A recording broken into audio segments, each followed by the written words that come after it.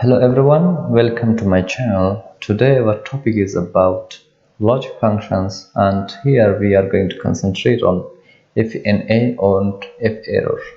So whenever we divide things on 0, so the result will be this one, and when we want to solve this problem we have to use the IFERROR function.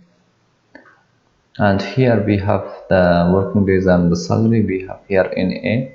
So here we want to replace this with 0 in order to find our total salary. So what should we do? It's pretty easy, and we just come here. First of all, I want to replace this with a blank space. I just double click here. Before the average, I just write here IFERROR. At the end, I consider all of these as one logic, and here at the end I put comma, after that quotation, space, quotation, close the bracket. I want that to be a blank cell, so I just press enter. You can see now we have a blank cell here, and here I want to apply here. I want to apply the IFNA here. I just double click here.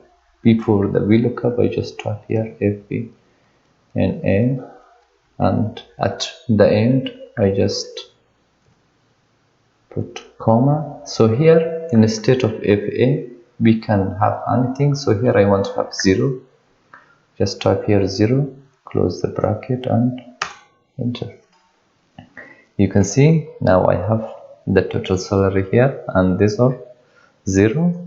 So after that I want to find the text, the tax. We have 10% tax, so I just multiply the salary with 10%, equal salary multiplied by 10%, and enter. And here I have the tax average here. So that's it about IFNA and IFERROR. If you're new here, please subscribe to my channel and don't forget to hit the bell icon. Thank you so much.